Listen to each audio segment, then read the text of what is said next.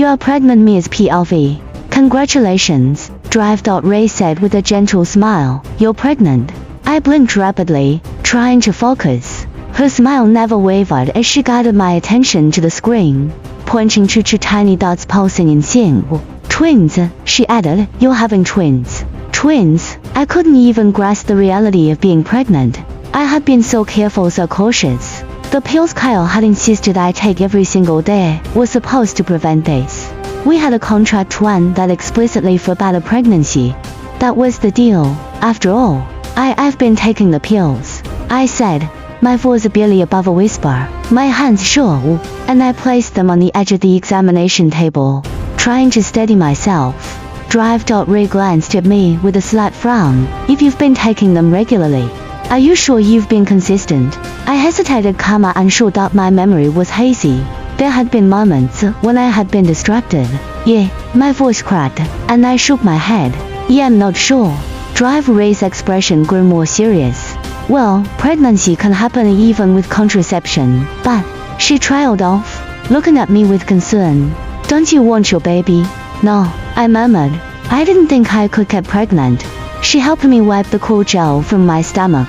Well, what matters now is ensuring your health and the baby's health. I must warn you though. Her expression grew serious. Your uterus condition requires extra attention. You'll need proper nutrition, regular rest, and frequent checkups. I nodded mechanically, my hand drifting to my still flat stomach.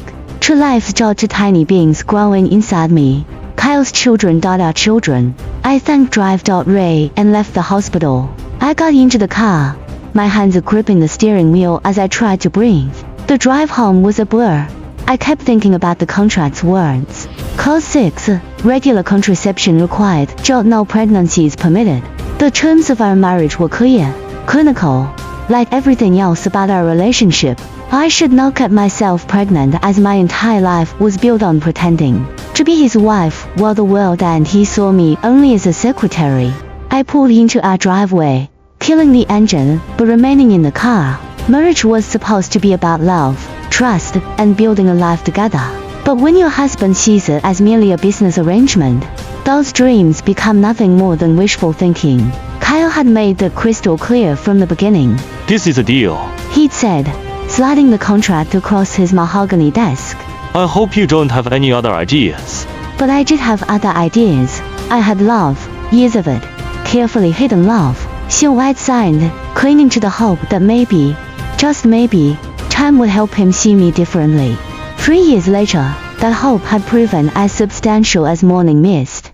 Our relationship existed primarily in the darkness of our bedroom, mechanical and devoid of emotion. During daylight hours, Ms. Puff Kyle walked out of the bathroom. I quickly turned away from his phone, my heart pounding. He picked up the device and left the bedroom without a word to me. The door clicked shut behind him. I pulled my knees to my chest, wrapping my arms around them. Even through the closed door, I could hear the low murmur of his voice. He always spoke to her in that gentle tone. That is a tone I'd never heard him use with me. I pressed my face against my knees, trying to hold back my tears. My hand moved unconsciously to my stomach. What would Taylor say if she knew I was carrying Kyle's babies? My stepsister had already taken so much from me.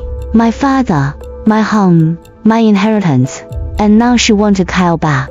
The memories came flooding back, making me feel sick. I was 15 when my mother fell into a coma. I thought my father would be there for her. I was wrong. A week after that, he brought home his new wife and her daughter Taylor. That's when my whole world fell apart. That's when I learned the ugly truth. Dad had been seeing them behind Mom's back for years. He'd only married my mother for her money. Taylor's mother had been his true love all along. I got up from the bed, needing to move. The bedroom suddenly felt small and suffocating. I walked to the window, pressing my forehead against the cool glass. Outside, the city lights twinkled like nothing was wrong. The sound of Kyle's voice grew louder as he walked past the bedroom door. Thursday works perfectly. I'll make reservations at your favorite restaurant. My fingers curled against the glass. Thursday. He was planning a date with her while I stood here carrying his children. Children he didn't want, or children that violated our contract. I remembered the day Taylor first came to our house. She was 13, 2 years younger than me. but she acted like she owned the place. Maybe she did.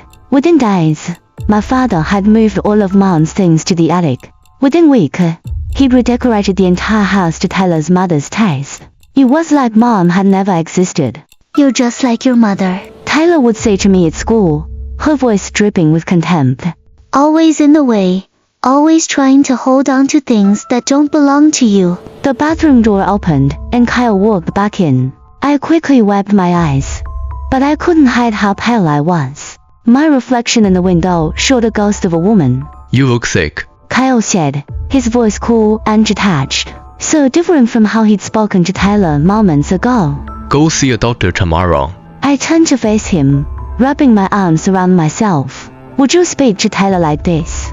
The words slipped out before I could stop them. Kyle's expression hardened. You shouldn't mention that name. And don't compare yourself to her. His words hit me like a physical blow. Of course, Dad, how could I forget? I was just the backup plan. The convenient wife who stayed in the shadows while he pursued his true love.